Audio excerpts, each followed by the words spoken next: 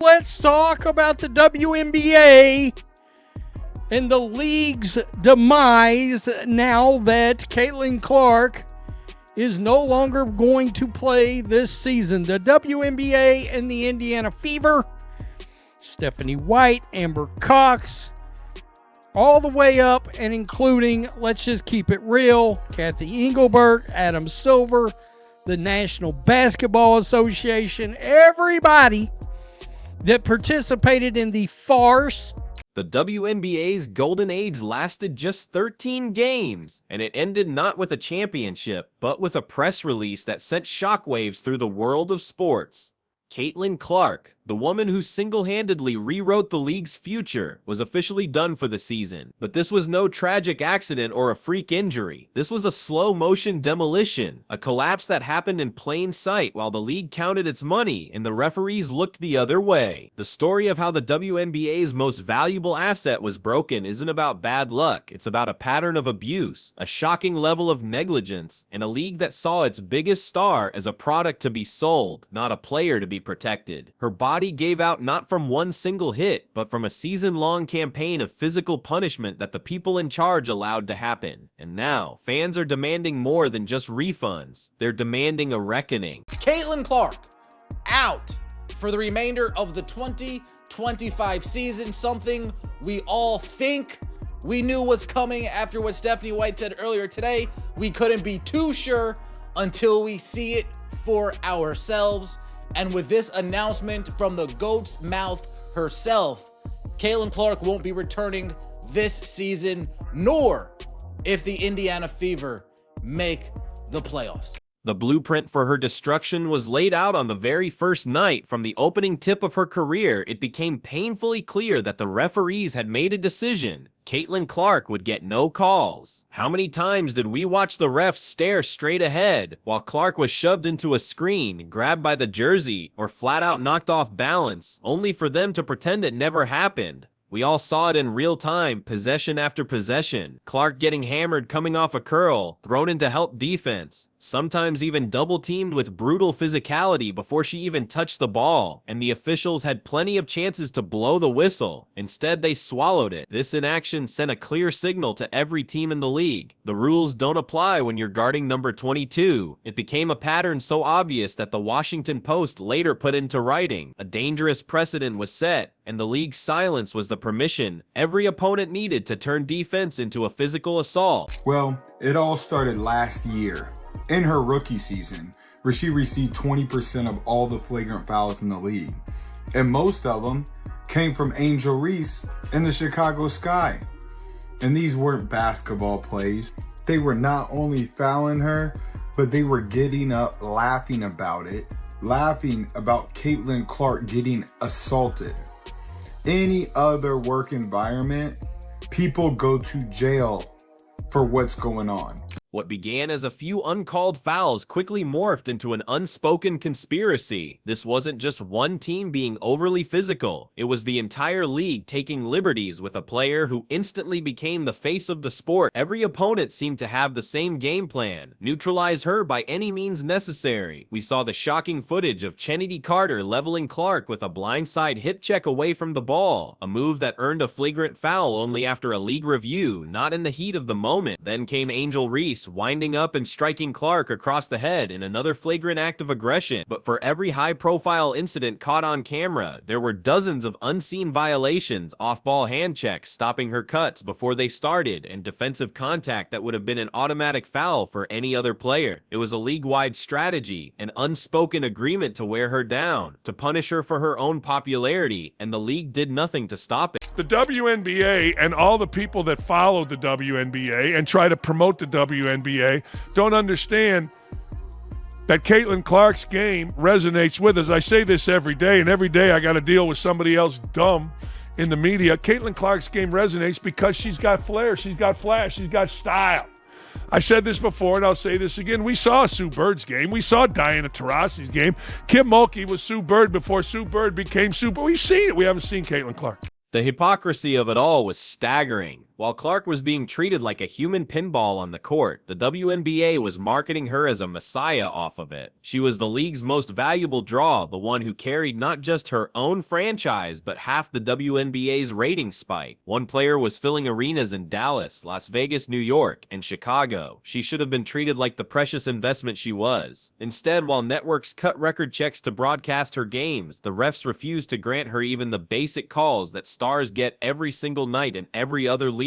The WNBA celebrated its newfound relevance, built entirely on her shoulders, yet it refused to do the one thing necessary to protect its golden goose. They used her face to sell tickets, then allowed opponents to use their bodies to stop her at any cost, a betrayal of both the player and the fans who paid to see her. And last year, I noticed how much it was just Caitlin Clark. Caitlin Clark was taking all the hits. Caitlin Clark was taking all the abuse. But this year they've added Sophie Cunningham. She gets more flagrant fouls on her than anybody in the league besides Caitlin Clark. And Aaliyah Boston, she's been taking hits as well. But the worst thing is the consistency. So they don't call flagrant fouls, or most of the time Caitlin Clark could be held for an entire game at a time. They don't call fouls. They don't call common fouls. That constant grinding physicality laid the groundwork for the inevitable breakdown. This wasn't a sudden event, it was a ticking time bomb. The danger signs were there from the very first preseason practice. Reports surfaced in May about her quad tightening up, a classic overuse signal that most athletes would rest to prevent further damage. Instead, she was rolled out as the centerpiece of every event and marketing push.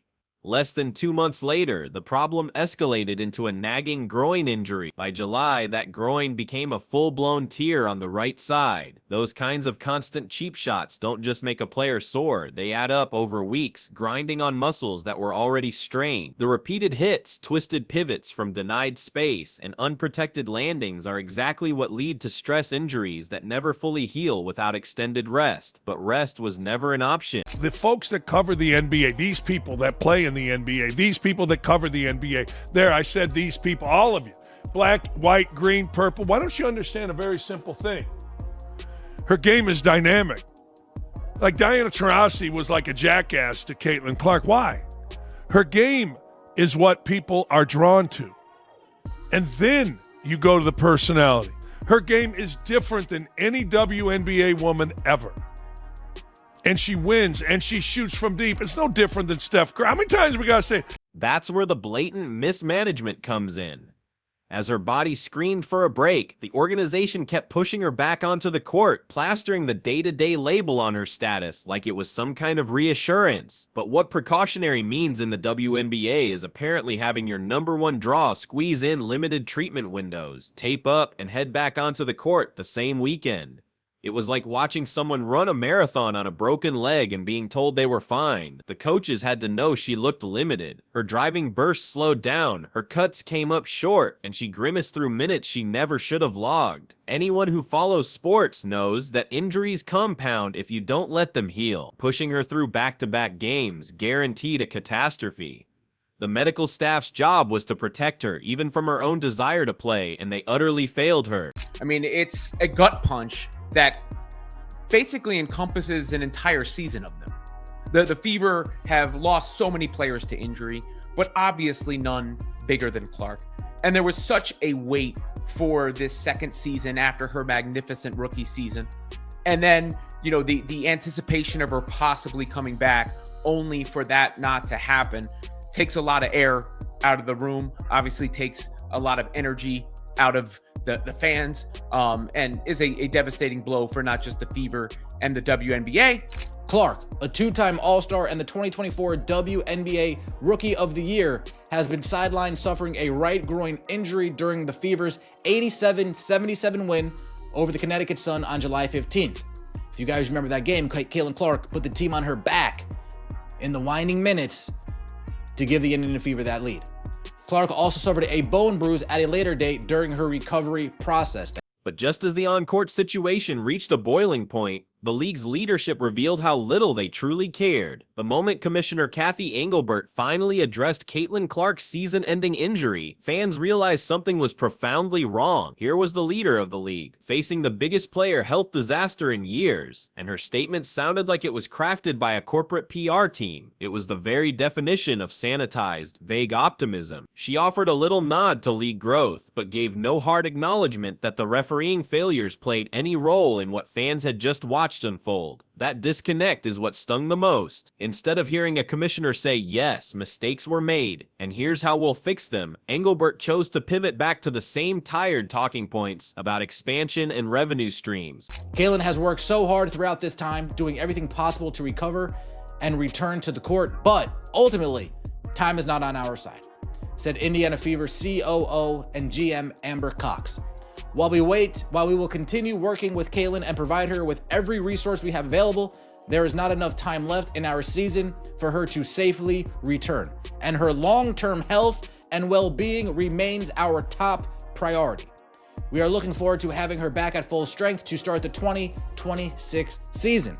Clark appeared in 13 games during the regular season, averaging 16.5 points, 8.8 assists, and 5 rebounds per game, while helping lead the team to the 2025 WNBA Commissioner's Cup title. And this is what Caitlin wrote. I had hoped to share a better update, but I will not be returning to play this season. I spent hours in the gym every day with the singular goal of getting back out there. Disappointed isn't a big enough word to describe how I am feeling. I want to thank everyone who had my back through all the uncertainty. This has been incredibly frustrating, but even in the bad, there is good. The way fans continue to show up for me in the Fever brought me so much joy and important perspective. I'm so proud of how this team has only gotten stronger through the adversity this year. Now it's time to close out the season and claim our spot in the playoffs. That calculated silence was an insult. Engelbert had spent months highlighting league growth every time a camera was on her. Growth built entirely on Clark's back. She celebrated packed arenas in May and June, while those same referees swallowed their whistles. By August, when those arenas were filled with angry fans demanding refunds, she still wanted to talk profits instead of responsibility. The backlash was immediate and fierce. On social media, even longtime WNBA diehards said Engelbert's silence on referee accountability proved the league didn't care about Clark's safety. Some used words like betrayal. Others went straight to action, demanding refunds and posting proof of canceled ticket orders. The commissioner had a window to connect with fans, and instead, she delivered hollow lines that only amplified the anger, proving she was completely out of touch. This is on your head, Kathy Engelbert, and the rest of the WNBA Players Association executive leadership who failed to hold officials and players accountable for the barbaric style of play the Fever and Caitlin Clark have had to endure this year. Kathy, resign. A bunch of players and coaches over the last few days have complained without being fine-worthy about officiating. I just want to see about your thoughts on if officiating is an issue and how it can be improved. Because clearly there seems to be problems or a disconnect between what players and coaches feel and what officials are actually calling. I know as a fan of sports for 60 years now, I know that no one's ever happy with officiating. All sports deal with it, but we're working hard to make sure we're putting the best product out on the court, and our officiating then follows that. They play against Breanna Stewart. She goes to the line 14 times. Asia Wilson goes to the line 13 times. And Aaliyah Boston can't play 20 minutes in a game without being on the bench in foul trouble. That's another problem that we're dealing with. But like I said, this year, it's not just Caitlin Clark. If you wear that Indiana Fever jersey, consider it done. The refs are not going to be fair, and they are going to cheat and do whatever it takes to do it. All it took was one injury announcement for the entire market to collapse.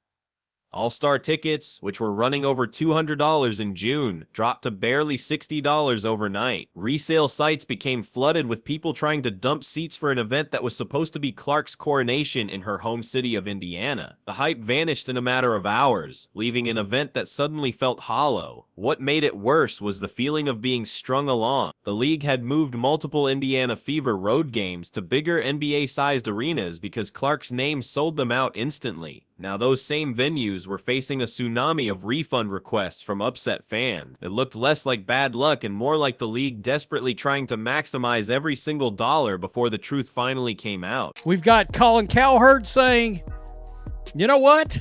Guess what I didn't talk about on my show this year? The WNBA. Guess why? He just come out and said it yesterday. Because Caitlin Clark was not playing. That's why. He said, I led my show, my biggest, largest national sports radio show in the country. I led my show with Caitlin Clark 6 times last year.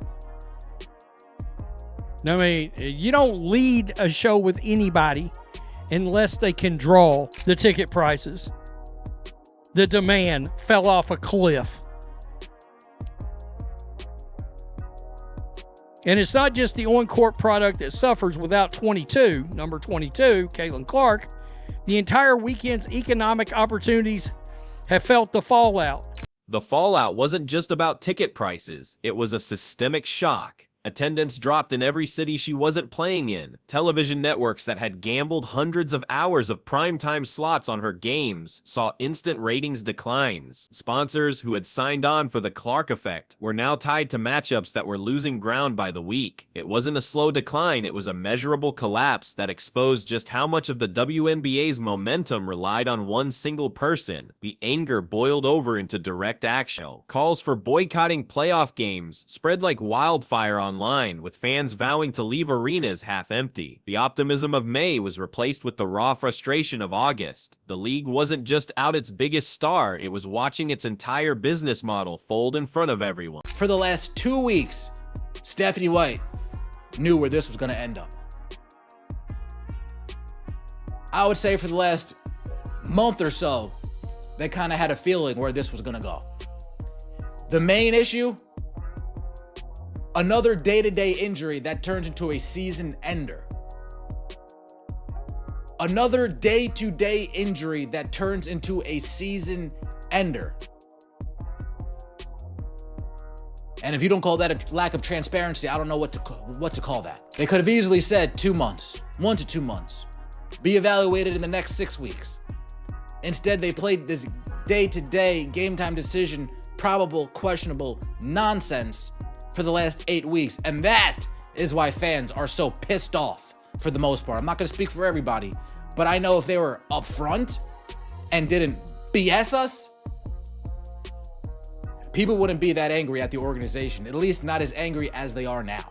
Caitlin Clark's season didn't just collapse because of injuries. It collapsed because the league refused to protect her, and in doing so, they shattered the trust of the very fans keeping them alive. That is the real, lasting damage. Fans don't want hollow statements, they want accountability, better officiating, and a commissioner willing to stand up for her players. Without that, the boycotts will gut the playoffs before they even begin. The league wanted a superstar to build its future on, but when they finally got one, they let her get broken for short-term gain. Clark will be back in 2026, stronger and more determined than ever. The only question is whether the league she returns to will have learned anything at all, or if it's doomed to repeat the same catastrophic mistakes all over again.